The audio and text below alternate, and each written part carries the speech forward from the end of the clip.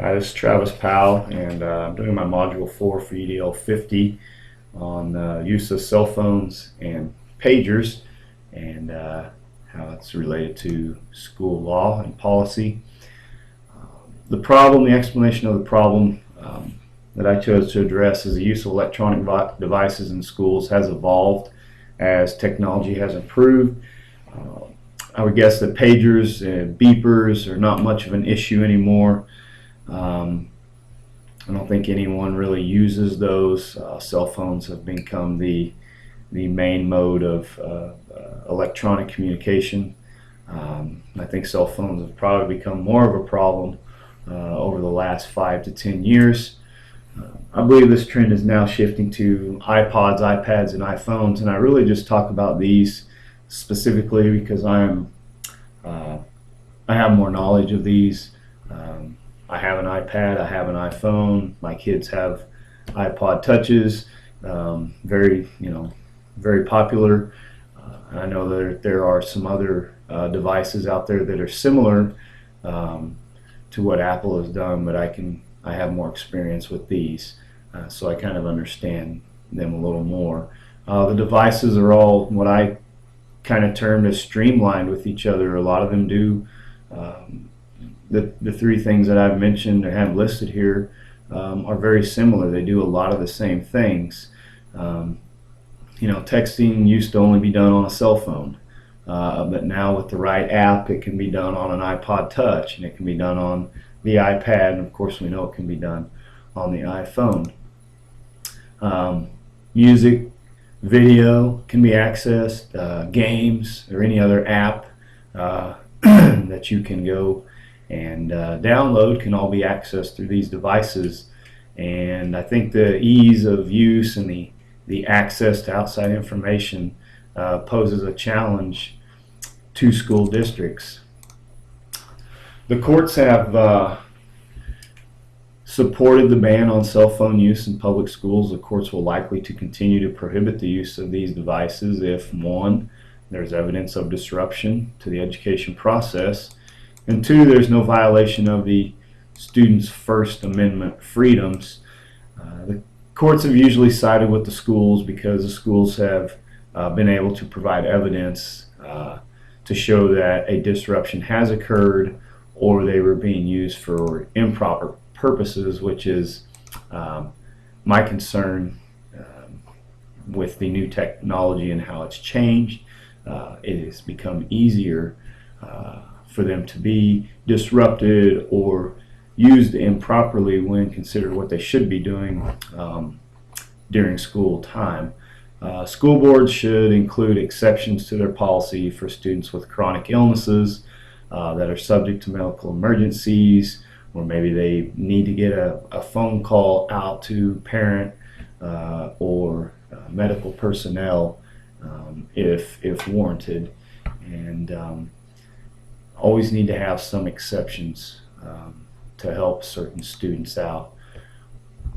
USD 422, our policy, states that students will be allowed to keep their cell phones in their lockers.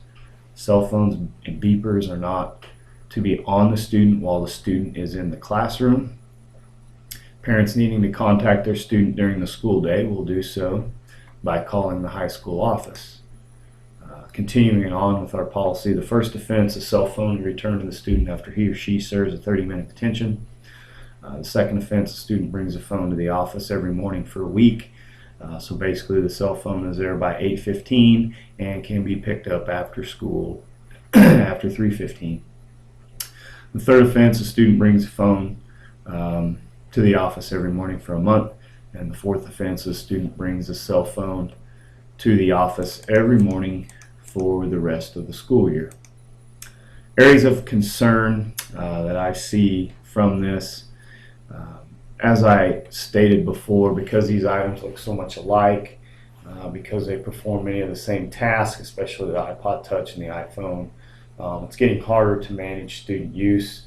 And you may have some teachers that don't realize the subtle differences between an iPod Touch and an iPhone. And we have no policy stating the use of iPods during school. In fact, we have many kids that that have their iPods just on them all the time, listen to music in between classes. If the teacher is done lecturing or they're just working on assignments on their own, we have many students that pop their headphones in and use their iPods. Many students can use the excuse of having their iPhone out to listen to music, because we know that it does function in that regard as well. The iPod Touch and the iPad also have the capability of connecting to the internet.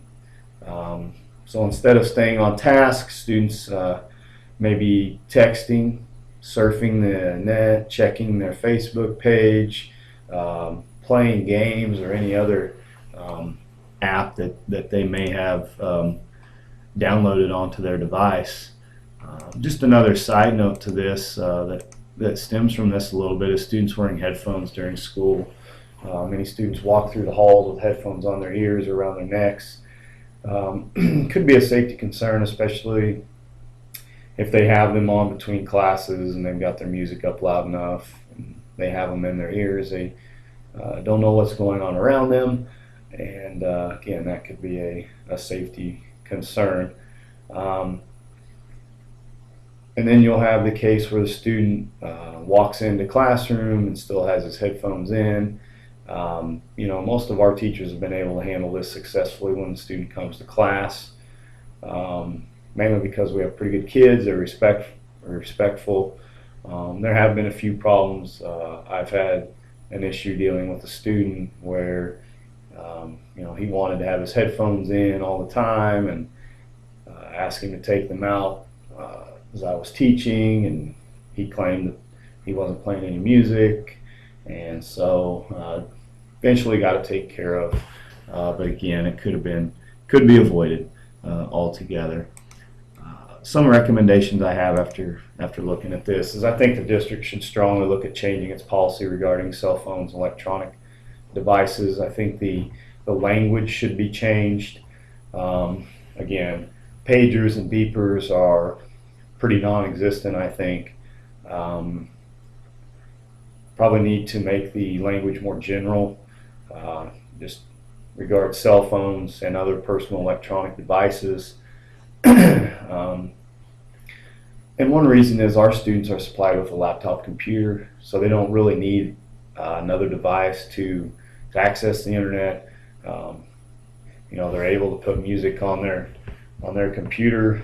It's hard for us to really police that aspect of it, but they have all the access they need through their school computer. So I feel that changing the language, iPods or any other personal electronic device should be prohibited, and that would cover a lot of the other devices that do the same thing that I don't mention here. I think this would take out the confusion, especially to teachers, on what students are allowed or not allowed to use at school. These items should be left in the students' vehicles or lockers. I would also add that a phone call be made to parents when the student has violated the policy for the second time. I think they need to understand what's going on to try and help resolve the situation, because we definitely don't want this to reach the third and fourth violation. I feel this change is needed because state-of-the-art electronic devices are becoming more and more of a distraction to student learning. Thank you.